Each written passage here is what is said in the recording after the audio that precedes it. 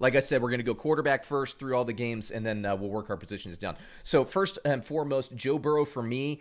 Look, I wouldn't start him in my fantasy leagues, but if you're playing daily fantasy, I think Joe Burrow outperforms Baker Mayfield for one simple reason. I think that Cleveland will be running the ball more. I think Joe Burrow will use his legs. He's going to get you some extra yardage. We saw last week with the LA Chargers in that game. Yes, I know the Chargers defense relaxed a little bit towards the end of that game, but Cincinnati had the most success moving the ball when Joe Burrow was a little bit more aggressive with his legs. I think they'll embrace that. That's really the best thing a young quarterback can do. And let's remember, Joe Burrow, that was his first ever NFL game action. To throw a quarterback in there with no preseason game, we've never seen it before. It's crazy. So Joe Burrow, I think he's a startable player in the daily fantasy. He's more of a budget guy. Baker Mayfield, I'm a sit this week. He missed some opportunities, and I do watch every game. He missed some opportunities deep. Yes, there are opportunities there, but at this point, Baker Mayfield is a prove it in a prove it situation with me. I'll believe it when I see it. I think he has potential. I think this offense is going to be great for Cleveland. But like I said, I think it's going to be a little bit more run-focused. Next game, Atlanta versus Dallas. Matt Ryan, as good as he was, I mean, a lot of those points against Seattle came in the fourth quarter when Seattle's defense was relaxed. I'm actually a sit on Matt Ryan this week. Now, if he's your quarterback, I don't mind you playing him because the potential is already there with that talented receiver group. Dallas, Dak Prescott, I actually have as the fourth projected quarterback this week, so he's a start for me. I think Prescott throws for 3 or 4 touchdowns. I think Ryan might only get 2. We'll see. I mean, my projections are coming back at Dallas victory. I don't know how much I think the game's going to be closer, and I like Atlanta's offense, so it would not shock me at all if Matt Ryan exceeds this projection. Buffalo, Josh Allen versus the Miami Dolphins. I should say the Buffalo Bills versus the Miami Dolphins. Josh Allen, I have as the number 1 ranked quarterback this week. I think he's going to do well. We saw he was a little bit more precise throwing the ball than he was last season. That's what you want to see. I think Buffalo, their offense is sneaky good. I like the offensive coordinator there. You can see what they're doing with ball control. They didn't even have to run the ball last week, and they're going to be a good running team. Josh Allen's going to get you rushing yards. He's going to get you rushing touchdowns. And the addition of Diggs in this offense to go with John Brown, who I already liked in the offseason, I think Josh Allen's going to have a fantastic season. I'm actually trying to trade for him right now in some of my leagues, and I would suggest you do the same as well. He could really break out. Ryan Fitzpatrick, I'm a sit. If you're daily fantasy, you're rolling the dice with Fitzpatrick. He could come out and throw for 3 or 4 touchdowns. This is not the week that's going to happen against the Buffalo defense. I'm a sit there. Carolina, Teddy Bridgewater versus Tampa Bay, Tom Brady. Both of these actually have these within 0.02 of a point in terms of computer projections. Both quarterbacks, I think, are kind of fringe starts. You could do better, and you could probably even do better on the waiver wire. But if you have them and they're your quarterback, I'm fine with it. The good thing about Teddy Bridgewater is there was a ton of opportunity. Christian McCaffrey ended up scoring those 2 touchdowns, I think, on the goal line, and you can expect that to continue. But when Carolina was down and they needed to move the ball, they started to throw to McCaffrey a little bit more. He will be more of a factor in the passing game than he was in week 1. You still got DJ Moore to go with Robbie Anderson. This offense was a lot of fun to watch. They remind me a lot of last year's Arizona Cardinals. Bridgewater could be another guy that you could really peel off of waivers, and he could break out this season. So keep an eye on them. Again, there were probably 2 or 3 passing touchdowns left on the table last week against the Raiders. Now, Tampa Bay, we know what happened. We saw what happened against New Orleans. Brady was just rusty. I tend to think, I was surprised that Gronkowski was off the field as much as he was. I think Brady needs to bridge that gap and get somebody in there he has some chemistry with. Look, in third and 4s, 3rd and 5s, he can't just drop back and expect Julian Edelman to read the defense and run, a wide receiver option route, to out or in. He doesn't have that anymore. He has to build that. Tampa Bay is going to be just fine. I think Brady's going to come back with a vengeance this week. So if you want to play him, I have no problem with that. But again, off the waiver wire, you might be able to scoop somebody up, and I would not pay for him in daily fantasy. Denver versus Pittsburgh. Drew Lock is a sit. I'm not really starting any quarterback outside of maybe Lamar Jackson when they play the Steelers. It's just not a good idea. Steelers, we're probably going to be playing it from ahead in this game, which means they're going to be able to pin their ears back on the defensive line, rush the quarterback, which is what they do. That means a lot of quick throws from Locke. could mean some interceptions for Locke. I just stay away from him this week. Roethlisberger, I don't have a great projection, but there's some 2019 data feeding this, which means we get a lot of Duck Hodges and Mason Rudolph, or whatever their names were. I don't even know if I got them right.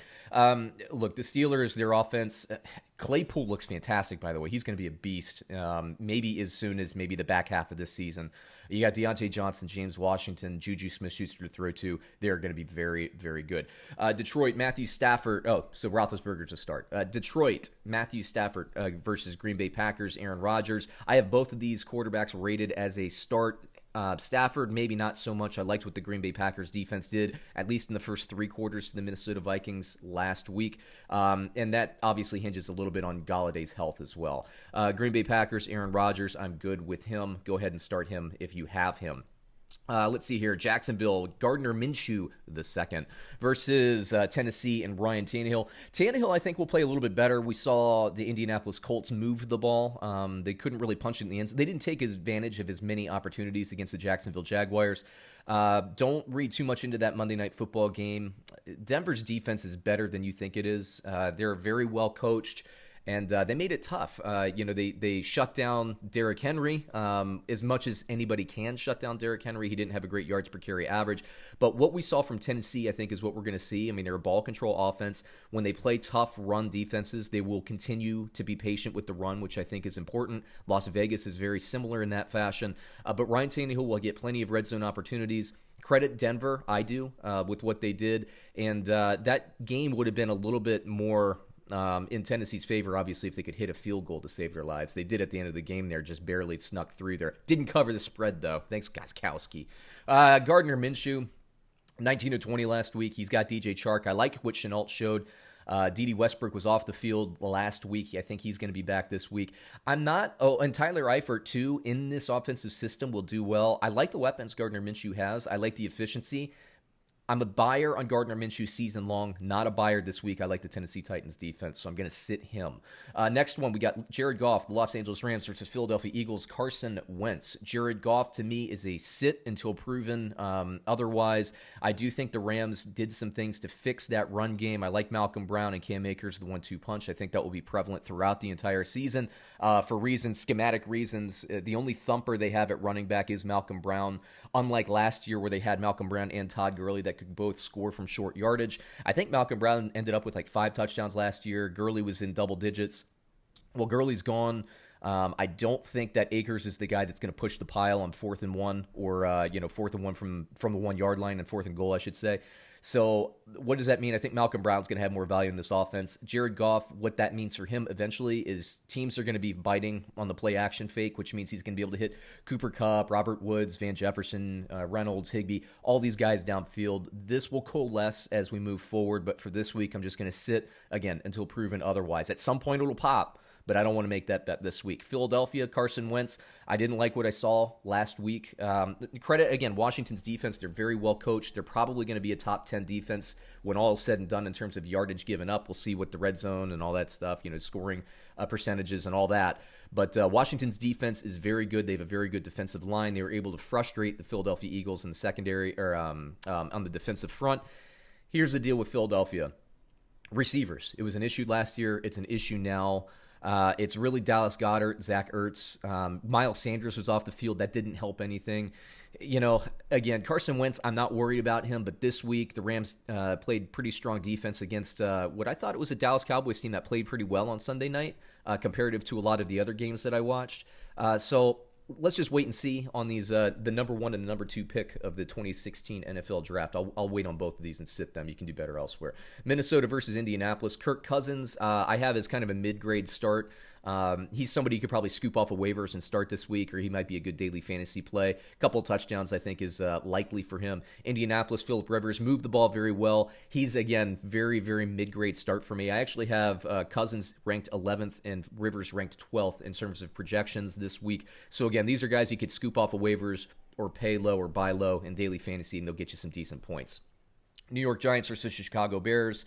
Daniel Jones I have as a sit. Tough defensive matchup for the second week in a row. The Chicago Bears defense is going to look more like the 2018 Chicago Bears defense than the 2019 Bears defense. What I mean by that is, look, last year everybody's kind of season overreacted to last year. They had a new defensive coordinator. There's some adjustment there. That adjustment is done. This Bears defense will be good season long. I like this matchup for the Bears defense. Now, Mitchell Trubisky, I think he uses his legs. I actually have him projected as believe it or not, it's blowing my mind here, but the 5th ranked quarterback this week. What does that mean? Am I going to start him over, I don't know, take your pick, a Ben Roethlisberger? No, I probably wouldn't do that. Daily fantasy, if you're looking for a breakout cheap guy in daily fantasy, I like Trubisky.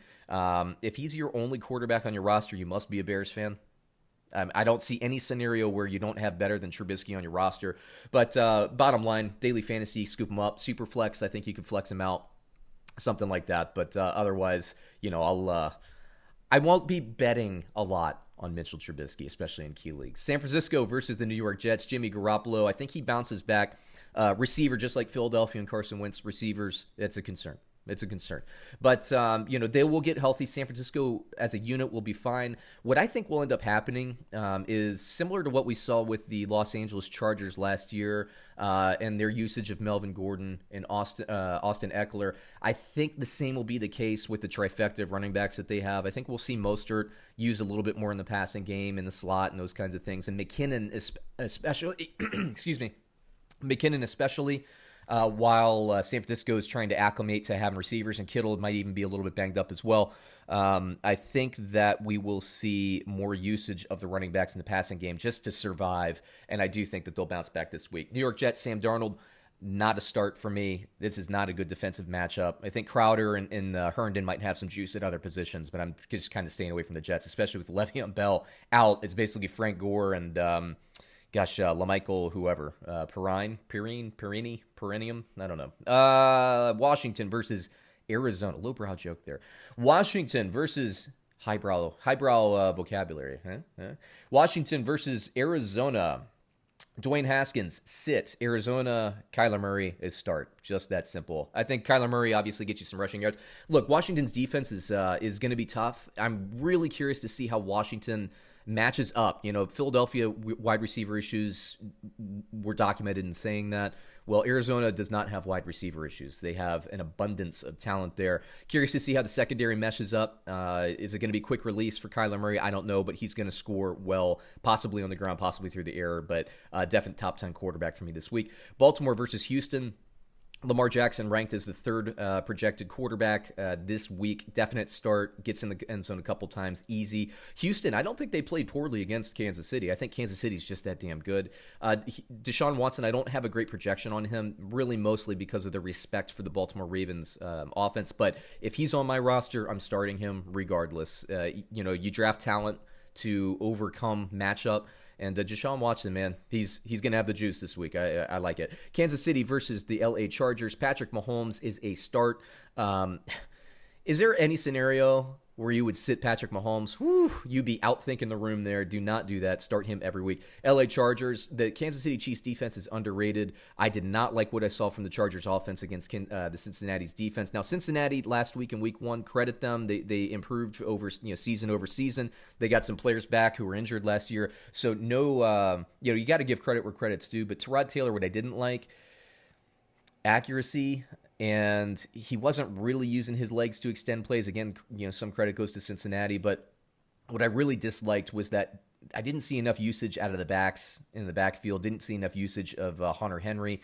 And when your offense is struggling, you got to call those quick hit plays, those easy wins to the running backs and the tight ends. Didn't see enough of that. Now, they'll have to do that against Kansas City, so I do like the receivers in this offense, well, specifically Hunter Henry and the running backs there, but yeah, I'm not a buyer in the Chargers. I know the Chargers fans are giving me some hate there, but, I watch every game. I mean, you can see who's good and who's not, and Chargers are not at this point. We are on official Herbert watch on this channel. Let's see, New England Patriots versus Seattle Seahawks. Both quarterbacks are starts, although I have an awful projection on Russell Wilson thanks to the just how good the New England Patriots defense is. What I expect in terms of game plan, I expect the Patriots, to clog the interior offensive line. Defensive line. The Patriots' defensive line will be in the backfield of the very, I think, good run blocking Seahawks offensive line. So that's going to be tough sledding for Chris Carson. I think that Gilmore will probably be locked up on DK Metcalf, and then they'll probably do like some kind of cover 2 or cornerback safety coverage to try to keep Tyler Lockett in front of him. So what does that mean? It means Russell Wilson and Greg Olsen have to beat the New England Patriots. Can they do it? I don't bet against Russell Wilson. I also don't bet against New England. I'm going to stay away from this in terms of bets. I will start both quarterbacks, and I'll enjoy watching the game, I can tell you that. Let's see here. New Orleans versus Las Vegas on Monday Night Football. Drew Brees is a start. Derek Carr for me this week is a sit. What's going to happen is New Orleans' run defense is very strong. Oakland will stick to the run, kind of like what we saw with the Tennessee Titans versus the Denver Broncos. Oakland will stick with the run. I think I said earlier in the week what they'll do is they'll get like 3.5 yards per carry with Josh Jacobs against this tough defensive line, which is good enough to keep staying patient with it, but not good enough to where you want to really do it. It's it's like taking your cousin to prom, as I also said earlier in the week. So Derek Carr, what's that going to mean? They're going to be one-dimensional. He's going to be trying to push the ball to like Ruggs and Waller. I think it's going to be tough sledding for him. Now, they'll score some points, don't get me wrong, but I think he can do better elsewhere, daily fantasy as well. Now, waiver wire pickups, I would say Bridgewater is a good bet this week. Burrow, who I mentioned before, I think he'll use his legs a little bit more this week, which will get you some running yard kind of bonus, right? Trubisky, I mentioned before, I have him projected as the 5th-ranked quarterback. These are computer projections, not me, but they came back and basically outlined a matchup that is in Trubisky's favor. So daily fantasy, maybe, Superflex, maybe. And Phillip Rivers, I think, is another waiver wire plug-in and play. And actually, for that matter, Kirk Cousins is as well. So there you go. There's quarterbacks.